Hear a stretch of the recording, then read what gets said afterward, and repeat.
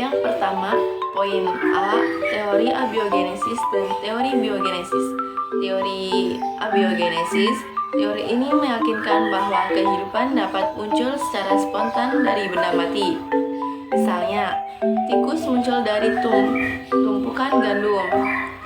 Dan teori biogenesis, teori ini menyatakan bahwa makhluk hidup hanya dapat berasal dari makhluk hidup sebelumnya. Dilanjut poin B, eksperimen Louis Pasteur pada abad ke-19 secara meyakinkan membantah teori generasi spontan yang menyatakan kehidupan muncul secara spontan dari materi tak hidup. Dilanjut poin C, teori abiogenesis modern tidak bertentangan dengan temuan Pasteur, meskipun Pasteur secara meyakinkan membantah generasi spontan mikroorganisme. Abiogenesis modern berfokus pada bagaimana kehidupan pertama kali muncul dari materi tak hidup melalui proses kimiawi yang kompleks di bumi purba. Dilanjut ke nomor 2. Nomor 2 poin A, teori panspermia menyatakan bahwa kehidupan di bumi berasal dari luar angkasa. Mekanisme panspermia melibatkan transformasi spora atau mikroorganisme melalui ruang angkasa. Dan bukti yang mungkin mendukung teori ini meliputi senyawa organik di meteorit, kapasitas mikroba untuk bertahan di mana kondisi ekstrem, penelitian luar angkasa, dan bukti geologis. Dilanjut untuk 2 poin B, teori panspermia meskipun menarik hanya memindahkan masalah asal-usul kehidupan ke tempat lain di dalam semesta tanpa menjelaskannya. Untuk tantangan utamanya adalah kurangnya bukti langsung, probabilitas rendah keberhasilan perjalanan antar planet bagi organisme hidup.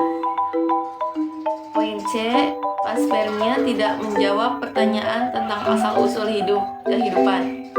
Ia hanya menggesernya. Teori ini mengusulkan bahwa kehidupan di bumi berasal dari tempat lain dalam semesta, tetapi tidak menjelaskan bagaimana kehidupan itu muncul di tempat asalnya. Dilanjut untuk nomor 3, poin A, cloning pada tumbuhan umumnya dilakukan melalui kultur jaringan, sebuah teknik yang memanfaatkan kemampuan sel tumbuhan untuk berdiferensiasi menjadi bagaimana jenis jaringan.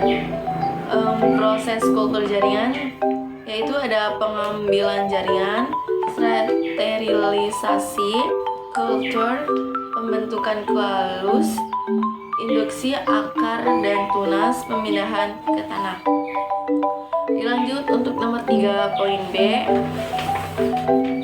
cloning hewan lebih kontroversial secara etis daripada cloning tumbuhan karena cloning hewan memiliki sistem saraf yang lebih kompleks, merayakan nyeri, dan memiliki nilai emosial yang lebih tinggi bagi manusia. Proses cloning hewan seringkali menghasilkan hewan yang cacat atau sakit, serta mengurangi keanekaragaman genetik. Poin C, cloning sebagai solusi konservasi, yaitu cloning dapat membantu melestarikan spesies yang terancam punah dengan cara berikut, yaitu yang pertama, reintroduksi spesies. Yang kedua, meningkatkan keanekaragaman genetik. Yang ketiga, melindungi spesies dari penyakit. Untuk studi kasus hipotesis, yaitu bayangkan spesies badak Jawa yang hampir punah. Ilmuwan dapat menciptakan beberapa klon badak Jawa. Dilanjut untuk nomor 4, Poin A, penggunaan satuan yang benar dan konsisten sangat penting dalam eksperimen fisika.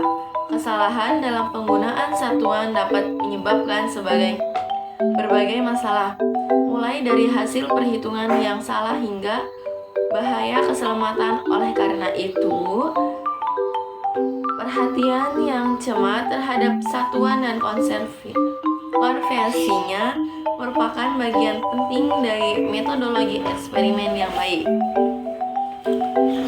Dilanjut untuk poin B, perbandingan antara angka pasti dan angka taksiran.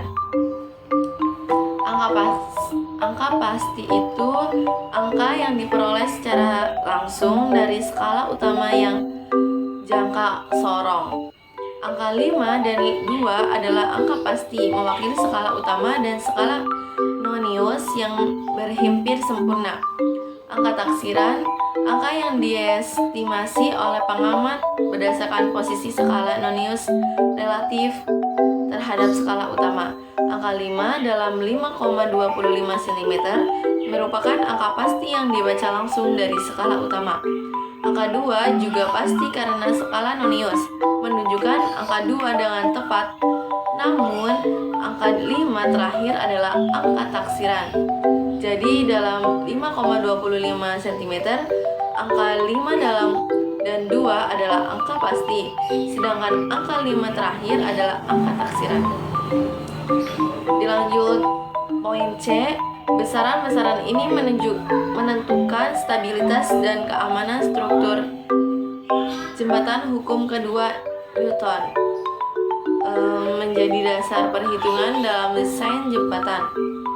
Gaya yang bekerja pada jembatan meliputi besaran statis dan beban dinamis. Dilanjut untuk nomor 5, poin A. Mungkin untuk percepatan dan jarak tempuh. Untuk percepatan,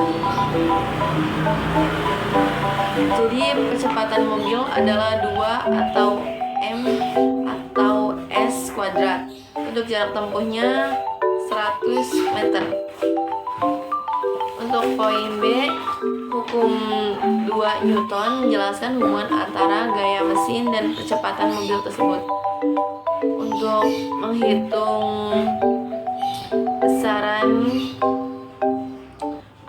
percepatan mobil, ada A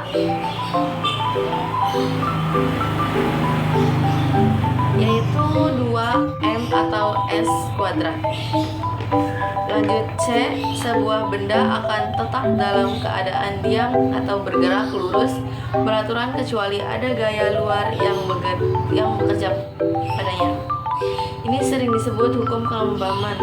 Pengemudi merasakan dorongan ke belakang kursi saat mobil berakselerasi karena tubuhnya ingin tetap dalam keadaan diam. Namun, kursi mobil yang bergerak maju memberikan gaya untuk mempercepat tubuh pengemudi sehingga muncul sensasi dorongan ke belakang.